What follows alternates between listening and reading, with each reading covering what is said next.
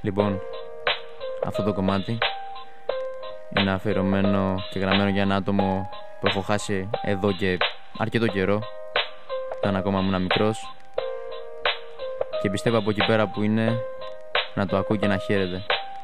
Είναι το αφιερωμένο. Από μικρός τον θυμάμαι, τώρα κλείνω 17 και όμως έχω αναμνήσεις. Θυμάμαι τόσα πολλά, ό,τι έκανε το έκανα και ξέρεις γιατί. Γιατί ήθελα να γίνω η δική του αντιγραφή. Δεν το μπόρεσα, μα χαίρομαι για όσα είχα ζήσει μαζί του. Και θα δίνα τα πάντα για να ξαναρχίσει να πηγαίναμε για τελευταία φορά. Φόρτα στο βουνό και έπειτα να φέρει σακούλες γεμάτες παγωτό. Τον θυμάμαι στα καλά του, μα και στα κακά του. Ήτανε νέος άνθρωπος, δεν είχε φτάσει στα στερνά του. Όλο ενέργεια, παιχνίδι, και όταν χρειαστεί να με μαλώνει, τι πειράζει αφού ήμουνα το πρώτο του εγγόνι.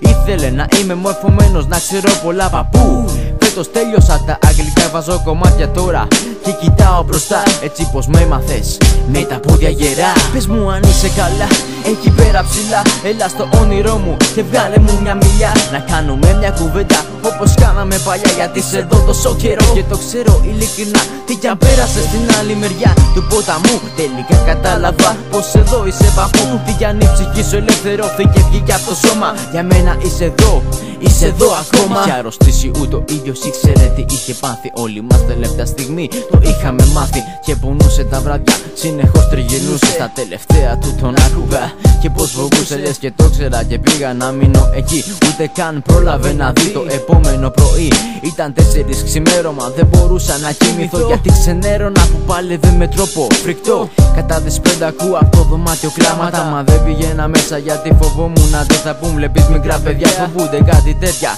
Και το τέλος κάποιου άλλου δεν θέλουν να δουν. Μα εγώ τον είδα ξαπλωμένο πάνω στο κρεβάτι, αφού πρώτα η θεία μου με σίγουρεψε γι' αυτό.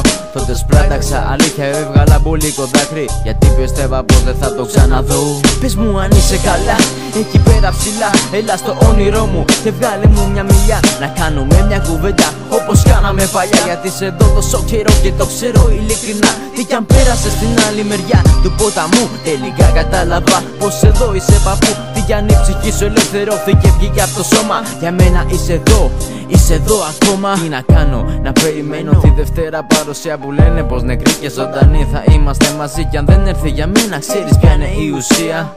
Να είμαστε και πάλι μαζί. Κι αν έγιναν τα πράγματα έτσι, τι να κάνεις. Απ' το Θεό κερδίζεις τη ζωή και από αυτόν τη χάνεις. Από εκεί βλέπεις τον έγγονό σου μεγαλωμένο να σου κάνει το κομμάτι αυτό ως αφιερωμένο.